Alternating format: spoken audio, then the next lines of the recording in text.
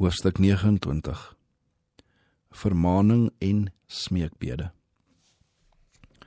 Paulus het die eerste sendingbrief van die Korintiërs gedurende die laaste gedeelte van sy verblyf te Efese geskryf.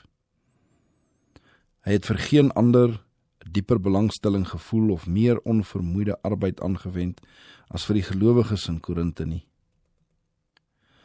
1,5 jaar lank het hy onder hulle gewerk en die gekruisigde en verreëse heiland as die enigste verlossingsmiddel aan hulle voorgehou en hulle aangemoedig om onvoorwaardelik op die herskippende krag van sy genade te vertrou.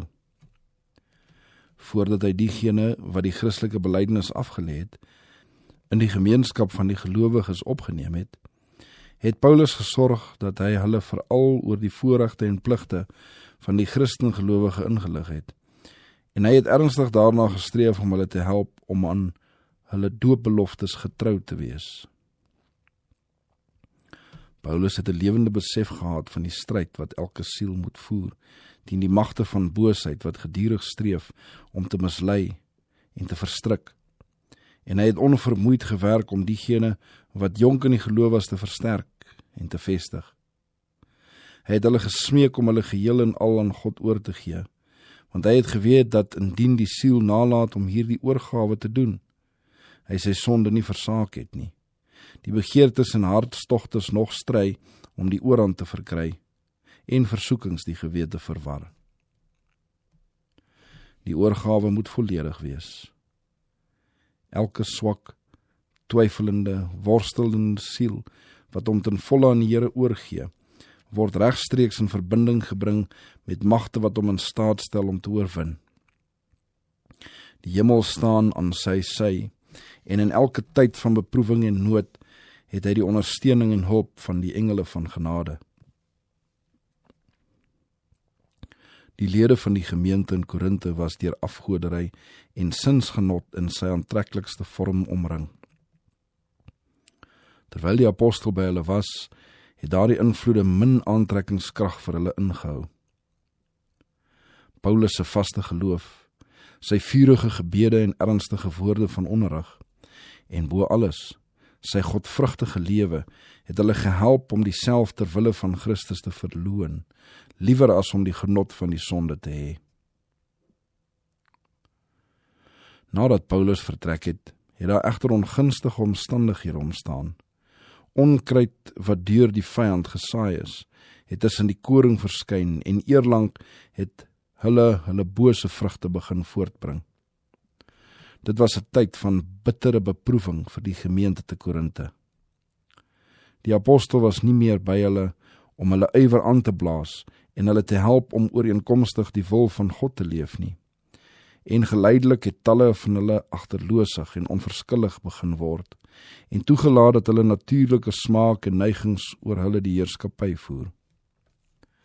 Hy wat hulle so dikwels tot hoë ideale van reinheid en opregtheid gemaan het, was nie meer by hulle nie, en vele wat tydens hulle bekering alle slegte gewoontes prysgegee het na die verlagende sondes van die heidendom teruggekeer. Paulus het kortliks aan die gemeente geskryf en hulle vermaan om nie met lede om te gaan wat aan sonde volhard nie, maar talle van die gelowiges het die betekenis van die apostel se woorde verdraai, hulle deur sy woorde gerede kawel en verontskuldiging gesoek om sy onderrig te veronagsaam. Die gemeente het aan Paulus 'n brief geskryf en oor sekere aangeleenthede raad gevra, maar hulle het niks aangaande die gruwelike sonde gesê wat onder hulle bestaan het nie. Die Heilige Gees het die apostel egter sterk onder die indruk gebring dat die ware toestand van die gemeente vir hom verberg was en dat die brief net 'n poging was om hom dinge te laat sê wat die skrywers vir hulle eie doel kon gebruik. Omtrent hierdie tyd het lede van die huisgesin van Chloe, 'n Christelike familie van hoë aansien in Korinte, in Efese aangekom.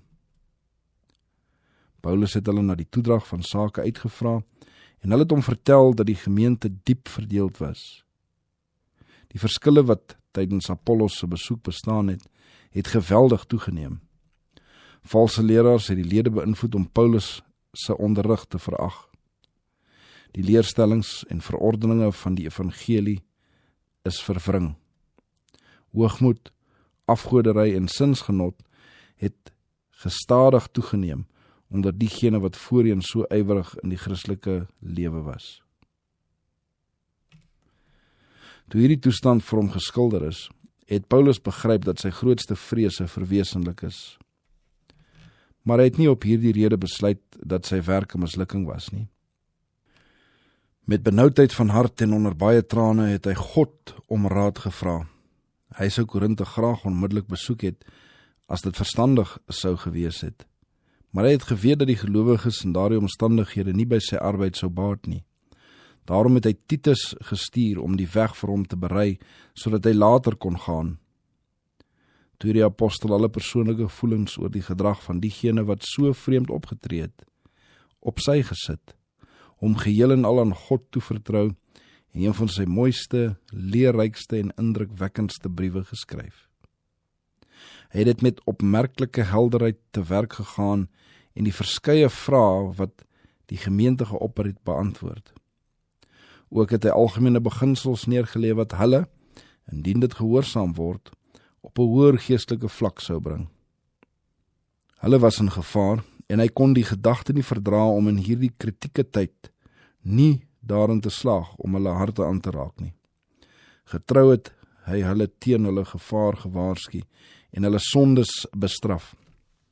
Hy het hulle weer op Christus gewys en geprobeer om die vuur van hulle eerste toewyding opnuut te laat ontvlam. Die apostel se groot liefde vir die gemeente in Korinthe word in sy liefdevolle begroeting van die gemeente geopenbaar. Hy het na hulle godsdienstige belewenis verwys, hoe hulle van afgodediens tot die aanbidding en diens van die ware God afgewend het. Hy het hulle herinner aan die gawe van die Heilige Gees wat hulle ontvang het, en hulle daarop gewys dat dit hulle voorweg was om voortdurend in die Christelike lewe vordering te maak, totdat hulle die reinheid en heiligheid van Christus sou bereik. Hy het geskryf: Julle is in alle opsigte in hom ryk gemaak, in elke woord, in alle kennis, soos die getuienis aangaande Christus bevestig is onder julle, sodat julle in geen enkele genadegawe agterstaan nie, terwyl julle wag op die openbaring van ons Here Jesus Christus, wat julle ook sal bevestig tot die einde toe, om in die dag van ons Here Jesus Christus onberispelik te wees.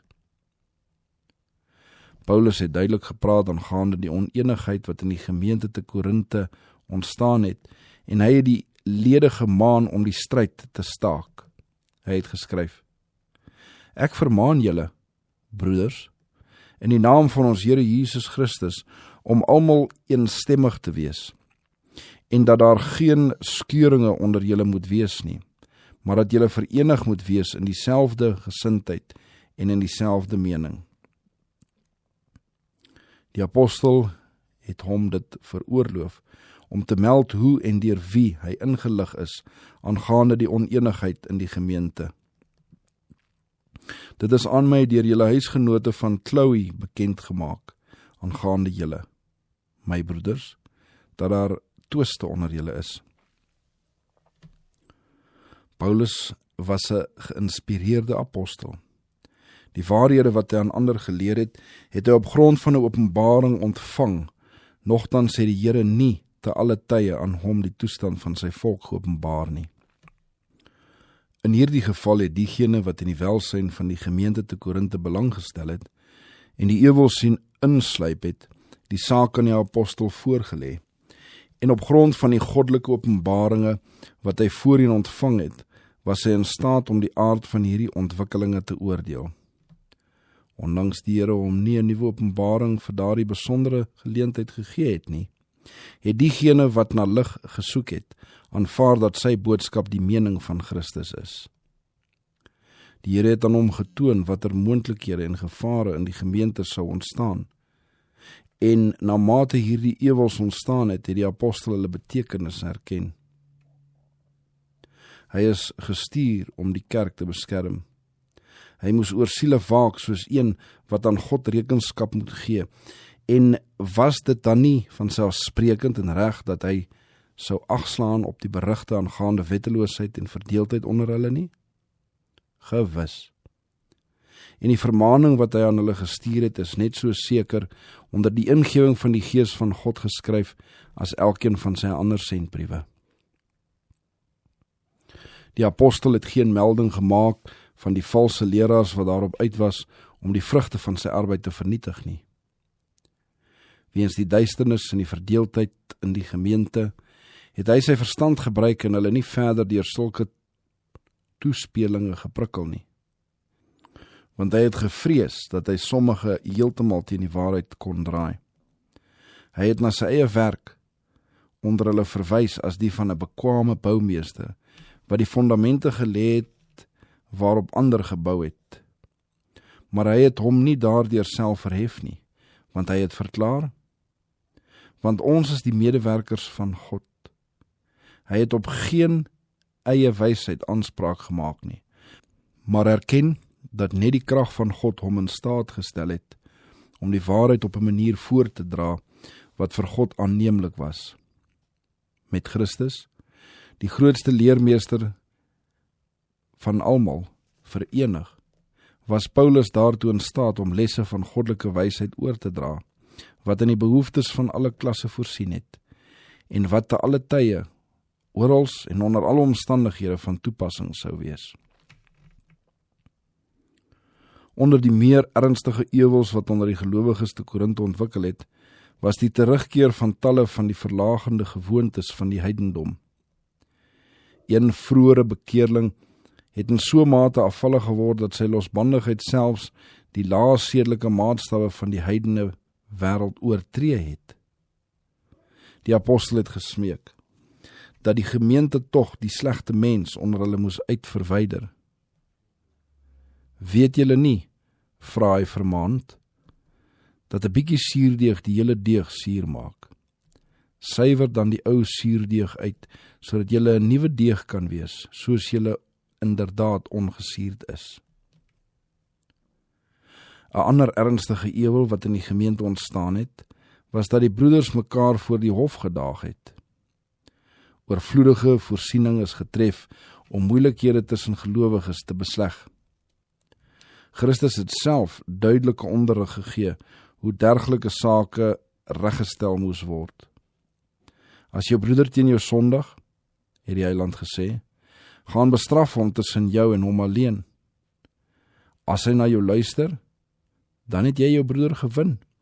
Maar as hy nie luister nie, neem nog 1 of 2 saam met jou, sodat in die mond van 2 of 3 getuies elke woord kan vasstaan. En as hy na julle nie luister nie, sê dit aan die gemeente, en as hulle na die gemeente ook nie luister nie, laat hom vir jou wees, soos die heiden en die tollenaar. Voorwaar ek sê vir julle, alles wat julle op aarde bind, sal in die hemel gebonde wees, en alles wat julle op die aarde ontbind, sal in die hemel ontbonde wees. Matteus 18, vers 15 tot 18. Aan die Korintiërs wat hierdie duidelike raad uit die oog verloor het, het Paulus 'n skerp bewoorde vermaning en bestraffing geskryf. Durf iemand van julle, het hy gevra, wat 'n saak teen 'n ander het, gaan regsoek voor die onregverdiges en nie voor die heiliges nie? Weet julle nie dat die heiliges die wêreld sal oordeel nie?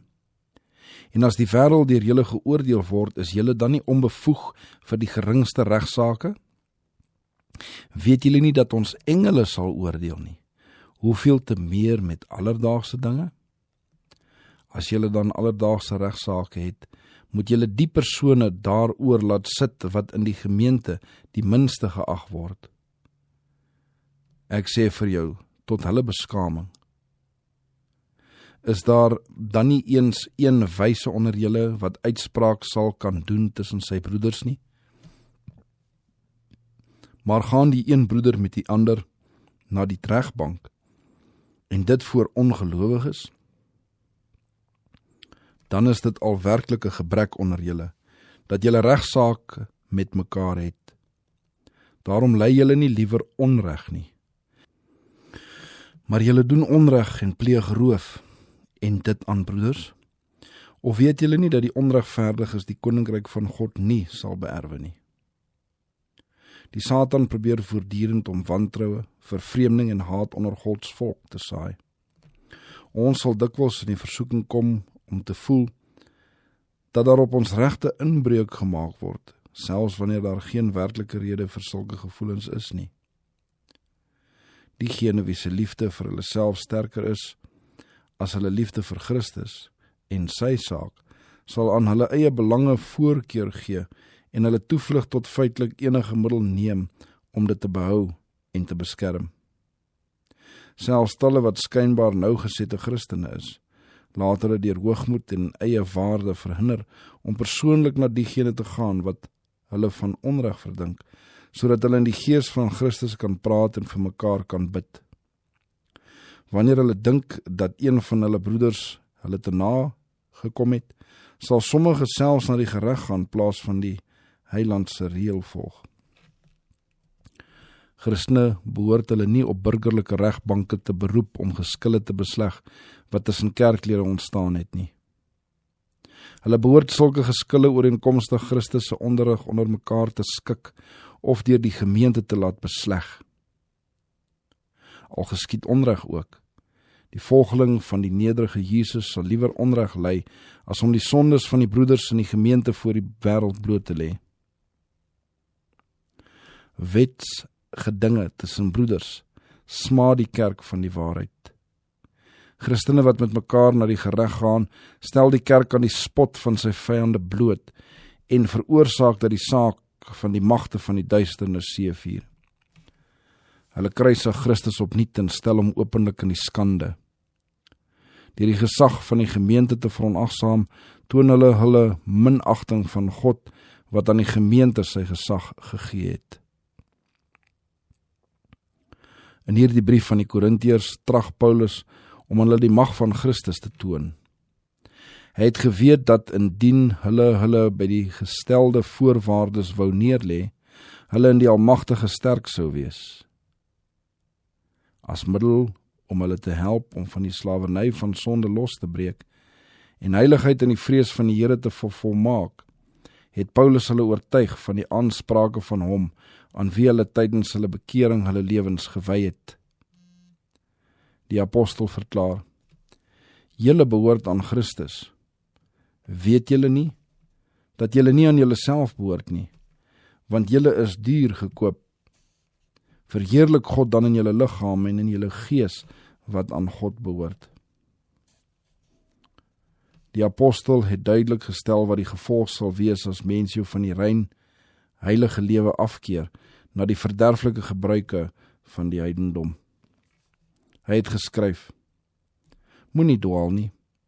Geen hoereerders of afgodedieners of egbrekers of wellustige of sodomiete of diewe of gierigaards of dronkaards of kwaadsprekers of rowers sal die koninkryk van God beerwe nie.